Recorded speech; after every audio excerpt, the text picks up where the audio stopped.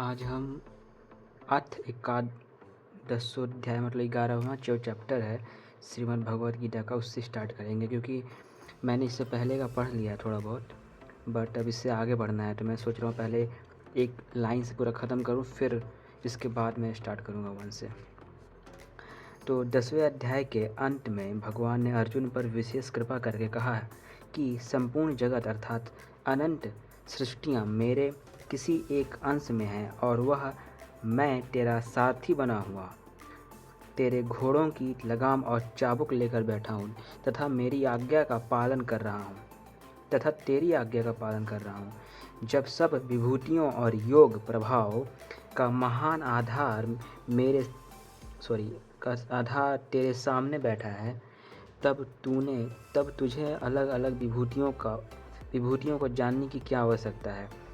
इस बात को सुनकर अर्जुन की दृष्टि भगवान की महती कृपा पर गई। तब वे बड़े आश्चर्य में डूबे जाते हैं और बोल उठते हैं। ये अर्जुन की बात है। ये अर्जुन ने बोला है, मंदुग्रहाय परमं ग्रहामध्यात्म सच्चिद्यतम यत्वेक्तं वचस्ते महोदयम विगतो मग। इसका ये जो मंडू क्या बोलते हैं, मंदुग्रहाय है, इसका मतलब होता है केवल मुझ पर कृपा करने के लिए। त्वया आपने यत जो परम गुहाम गोपनीय अध्यात्म सच्चिद्गतम अध्यात्म विषयक वचन कहे, उससे मेरा यह मोह नष्ट हो गया। मतलब ऐसा अर्जुन ने कहा, मतलब इतना जो उन्होंने ज्ञान दिया है अर्जुन को। उसके बाद इसका व्याख्या क्या है ये देख लेते हैं। भगवान की कृपा अनुभव करके अर्जुन भाव विभोर मतलब बहुत खुश, मतलब बहुत आनंदपूर्वक हो उठे और कृपा का रहस्य प्रकट करने के लिए जब अत्यधिक प्रसन्नता से बोले, तब नियम का ख्याल न रहने से यह श्लोक 33 अक्षरों का आया है, जबकि गीता भर में अनुष्टुप छंद वाले श्लोक 32 अक्षरों के ही आए हैं। तात्पर्य है कि अत्यधिक प्रसन्नता होने पर नियम का ध्यान नहीं रहता। मतलब जब हम लोग बहुत ज़्यादा खुश होते हैं तो हम लोग नियम कायदे से भूल जाते हैं और कुछ गलत स्टेप या कुछ कर देते हैं उटपटांग का। मंदुग्रहाय कहाँ गया? ये मंदुग्रहाय का मतलब देख लेते हैं। मेरा भजन करने वालों पर कृपा करके मैं स्वयं उनसे अज्ञान जन्य अंधकार का नाश कर देता हूँ। मतलब गीता 10वें अध्याय का 11वां श्लोक है ये। यह बात भगवान ने केवल कृपा परवश होकर कही थी। इस बात का अर्जुन पर बड़ा प्रभाव पड़ा, जिससे अर्जुन भगवान की स्तुति करने लगे। 10वें अध्याय के 12वें से 15वें श्लोक तक ऐसी स्तुति उन्होंने पहले गीता में कहीं नहीं की। उसी का लक्ष्य करके अर्जुन यहाँ कहते हैं कि केवल मेरे पर कृपा करने के लिए ही आपने ऐसी बात कही है। परम गुहाम अपनी प्रधान विभूतियों को कहने के बाद भगवान ने 10वें अध्याय के अंत में अपनी ओर से कहा कि मैं अपने किसी अंश में संपूर्ण जगत को, अनंत कोटि ब्रह्मांड को व्याप्त करके स्थित हूँ। 10वें अध्याय का 42वां श्लोक। अर्थात भगवान ने खुद अपना परिचय दिया कि मैं कैसा हूँ। इसी बात को अर्जुन परम गोपनीय मानते हैं। अध्यात्म सच्चिद्गतम 10वें अध्याय के 7वें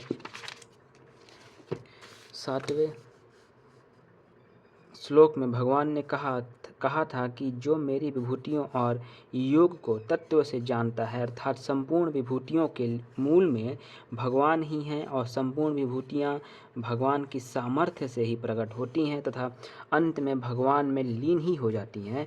ऐसा तत्व से जानता है, वह अविचल भक्ति योग से युक्त हो जाता है। इसी बात को अर्जुन अध्यात्म संगीत मानते हैं, मतलब सबसे बड़ा बात मानते हैं। यत्त्व योक्तम वचस्तेन मोहाडयम विगतो मम। संपूर्ण जगत भगवान के किसी एक अंश में है, इस बात पर पहले अर्जुन की दृष्टि नहीं थी और वे स्वयं इस बात को जानते भी नहीं थे। यह उनका मोह था।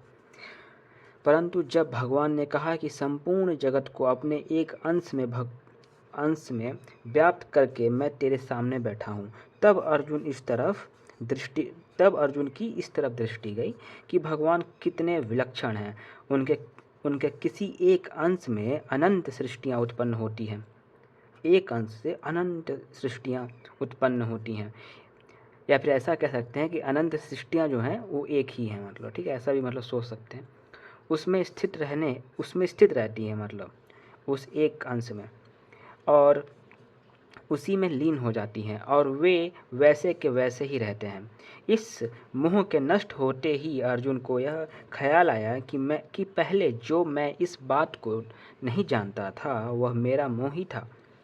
इसीलिए अर्जुन यहाँ अपनी दृष्टि से कहते हैं कि भगवान, मेरा यह मोह सर्वथा चला गया है।